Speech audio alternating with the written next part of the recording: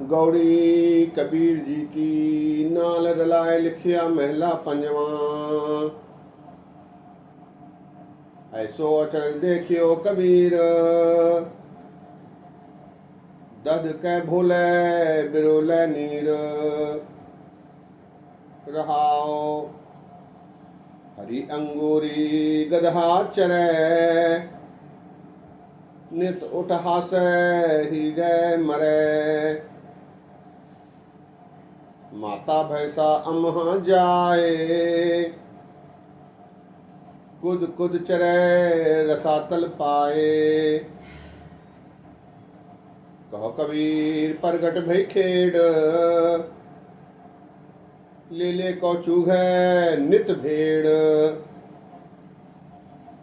राम रमत मत प्रगटी आई, कह कबीर गुर सोझी पाई।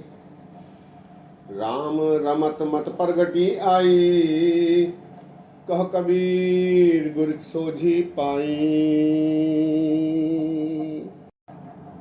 वाहिगुरु जी का खालसा, वाहिगुरु जी की फतेह। सत्संगियों, कबीर दास जी का ये शब्द गौड़ी राग में श्री गुरु ग्रंथ साहब जी महाराज में 326वें अंग पर शोभायमान है।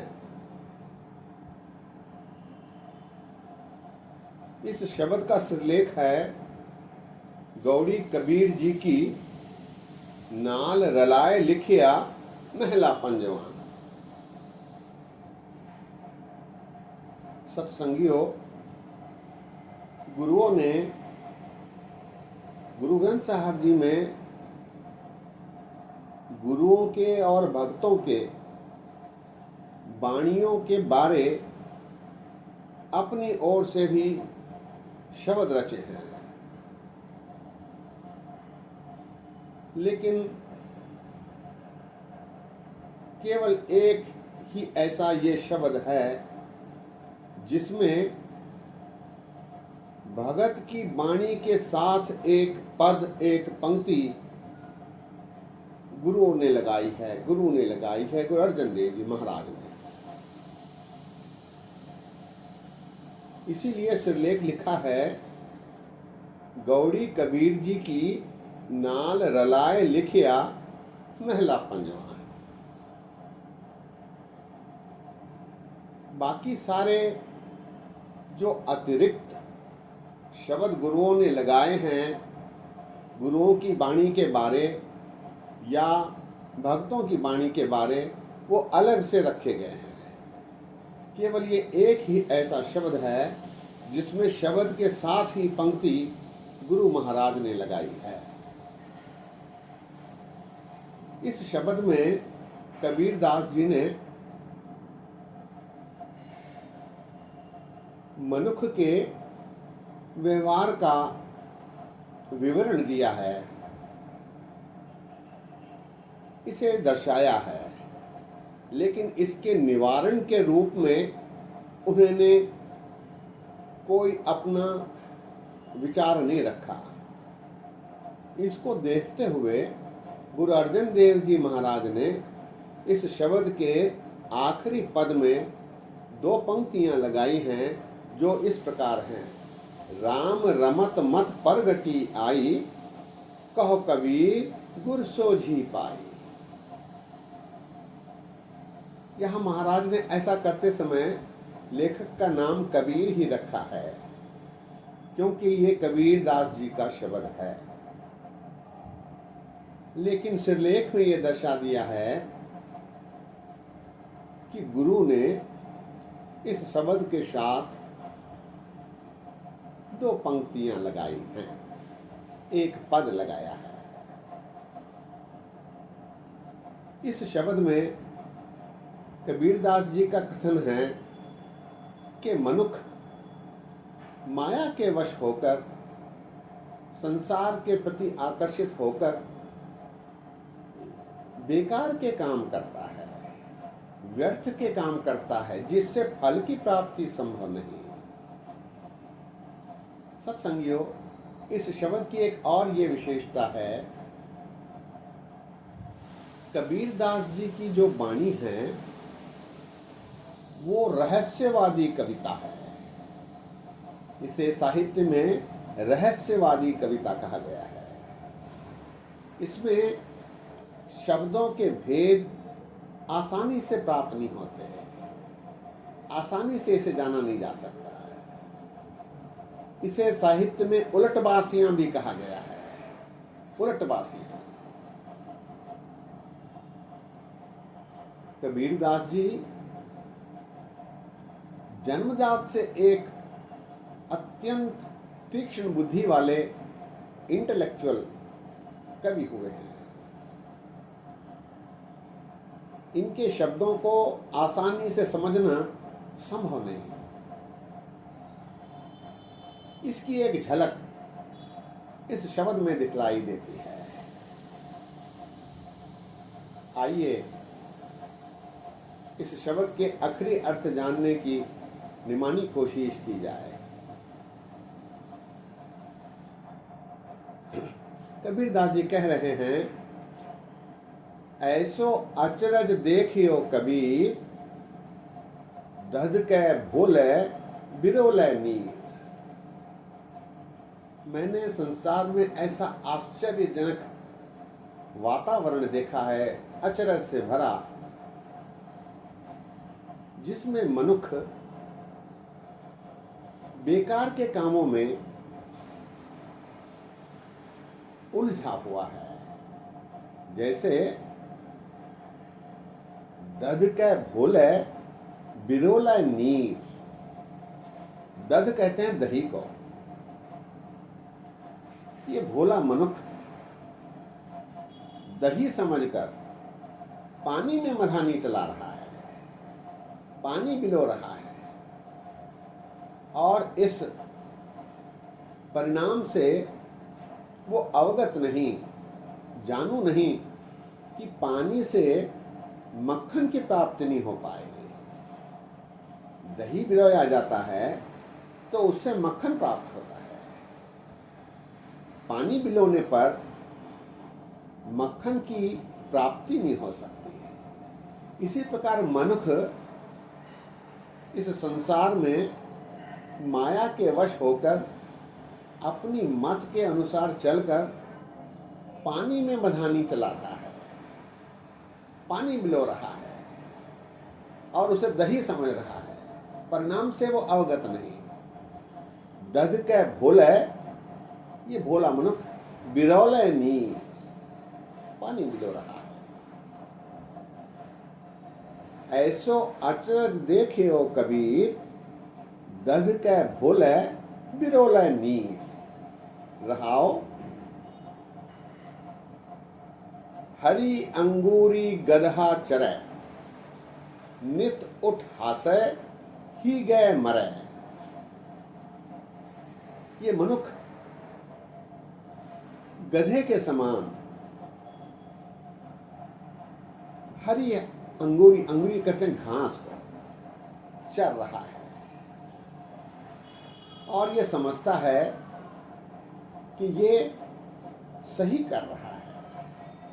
हरी अंगूरी गदहा चरे, बेकार की वस्तुओं में वो उलझता है, उसका उपयोग करता है। हरी अंगूरी गदहा चरे, नित उठ हासे ही गए मरे। यहीं तक बाकी नहीं, यहीं तक पूरा नहीं, बल्कि उस पर वो अट्ठहास भी करता है कि मैंने सत्ता प्राप्त कर ली है, मैंने राज प्राप्त कर लिया है, मैंने धन प्राप्त कर लिया है, मैं करोड़पति बन गया हूँ, मैं प्रधान बन गया हूँ, मैं मंत्री संतरी बन गया हूँ, मैं धनवान बन गया हूँ, मैं बलिष्ठ बन गया हूँ, मेरा सम्मान हो रहा है। उस पर अट्ठहास करता है।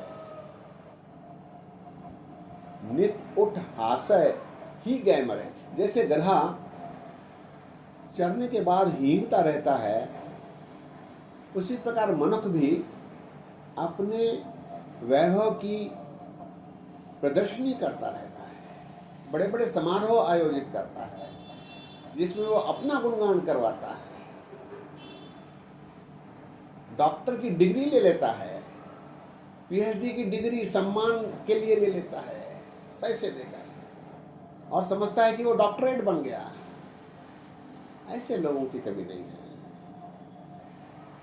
कबीरदास जी कहते हैं, हरी अंगूरी गदहा चरे, नित उठ हासय ही गए मरे। इस प्रकार गधा चरने के बाद हींगता रहता है, मनुष्य उसकी तरह अट्ठहास करता है, अपनी प्रशंसा करवाता है, अपने वैभव को दिखलाने के लिए बड़े बड़े समारोह आयोजित करता है। हरी अंगूरी गदहा चरे, नित उठ हासय ही गए मरे। सत्संगियों, दास का ये प्रयत्न है कि आज के परिवेश में मनुष्य कैसी गतिविधि कर रहा है, इसका भी निर्देशन किया जाए। आगे कबीरदास जी कहते हैं, माता भैंसा अमुहा जाए। जिस प्रकार मस्ता हुआ भैंसा, खुलगा, सांड अमुहा जाए। अमुहा अर्थात बेलगाम। जो भैंसा होता है, संडा होता है, वो बेलगाम इधर उधर कूदता रहता है। उसको उस पर कोई लगाम नहीं होती, वो अनायास ही कूदता रहता है, नाचता रहता है, क्योंकि वो मस्ता हुआ होता है। इसी प्रकार मनुष्य भी संसारी वस्तुओं को प्राप्त कर मस्त हो जाता है और कूदता रहता है। कबीरदास जी कहते हैं, कूद कूद चरे रसातल जाए।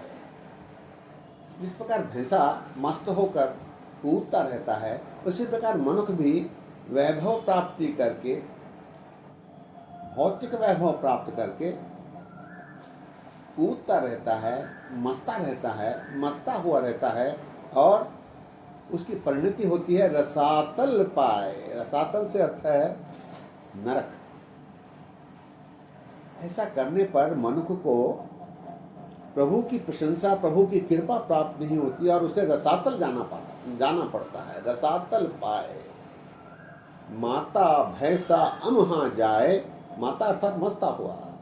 माता भैंसा अमहा जाए, कुद कुद चरे रसातल पाए। अंत में उसे नरक की ही प्राप्ति होती है, क्योंकि उसने प्रभु भक्ति नहीं की, प्रभु के बताए आचरण का अनुसरण नहीं किया। आगे कबीरदास जी कहते हैं, कहो कबीर परगट भई खेड़, ले ले को चूहे नित भेड़। कबीरदास जी कहते हैं, ऐसी परिस्थिति उसकी खुल जाती है, उसकी खेड़ प्रकट हो जाती है, क्योंकि वो अपने विकारों को मन के द्वारा चुभता रहता है। जहाँ ले को चूग है नित भेड़। भेड़ अर्थात मनुष्य का मन से वो विकारों को चुभता रहता है। ले को चूह है नित भेड़। मन विकारों को चुभता रहता है, चूसता रहता है, विकारों को ही गले लगाता रहता है। ले को चूग है नित भेड़। इससे उसकी खेड़ प्रकट हो जाती है, उसका जो निर्णय है वो प्रकट हो जाता है। यहाँ तक कबीरदास जी ने अपने विचार रखे, लेकिन इसके निवारण के लिए कोई संदेश, कोई उपदेश कबीरदास जी ने नहीं दिया। उसको पूरा करते हुए गुरु अर्जन देव जी महाराज जी ने 2 पंक्तियां नीचे रखी हैं। राम रमत मत परगटी आई, कह कबीर गुर सोझी पाई। राम में रमने से, प्रभु में विलीन होने से, प्रभु भक्ति करने से फिर मत प्रगट होती है, सुमत प्रगट होती है। और ये किस प्रकार होता है? कह कबीर गुर सोझी पाई, गुर कृपा ते से जन जागे, जिना हरि मन वसया बोल है अमृत बाणी। मन धोवो शब्द लागो, हर स्यों रहो चित्त लाए। गुरु के सानिध्य में जाने पर गुरु कृपा करके उपदेश देकर प्रभु से मिलवा देते हैं। उसकी मत प्रकट हो जाती है, उसकी मत सुमत हो जाती है, कुमत से सुमत में परिवर्तित हो जाती है। ऐसा गुरु अर्जन देव जी महाराज ने इस शब्द के अंतिम 2 पंक्तियों में दर्शाया है। शब्द एक बार फिर, गौड़ी कबीर जी की नाल रलाए लिखिया महला पंजवा, ऐसो अचरज देखियो कबीर, दद के भोले बिरोले नीर, रहाओ हरी अंगूरी गदहा चरे, नित उठ हासे ही गए मरे, माता भैसा अमहा जाए, कुद कुद चरे रसातल पाए, कह कबीर प्रगट भई खेड़, ले ले को चूहे नित भेड़, राम रमत प्रगटी आई, राम रमत मत प्रगटी आई, कह कबीर गुर सोझी पाई, राम रमत मत प्रगटी आई, कह कबीर गुर सोझी पाई। सत्संगियों, कबीर दास जी ने तात्कालीन समय में जो प्रचलित उदाहरण थे उनका प्रदर्शन करते हुए, उन्हें दिखलाते हुए मनुष्य की अवस्था का रेखा चित्र खींचा है। आज के परिवेश में हम इसे देखते हैं। मनुष्य आज भी भौतिक वस्तुओं में माया के वश होकर रमा हुआ है। उसी में वो प्रसन्न रहने की निष्फल कोशिश करता है। उसे इसका गुमान ही नहीं कि परमात्मा उसे देख रहा है, उसका निर्णय करने वाला है। इससे अधिकांश मनुष्य अनभिज्ञ हैं, वो जानते ही नहीं कि वो कैसे काम कर रहे हैं। इनसे बचने के लिए गुरु के पास जाकर, गुरु के उपदेश लेकर, उन्हें आत्मसात कर, उन पर चलने पर ही परमात्मा की खुशियां प्राप्त हो सकती हैं। ये एक लंबा काल है, निरंतर इसकी कोशिश की जानी चाहिए। सत्संगियों, आज यही विश्राम है। बोलते समय गलतियां हुई हैं, दास को अनजान जानकर क्षमा बख्शो, इतने वचन परवान करो। फतेह गजाओ। वाह गुरु जी का खालसा, वाह गुरु जी की फतेह।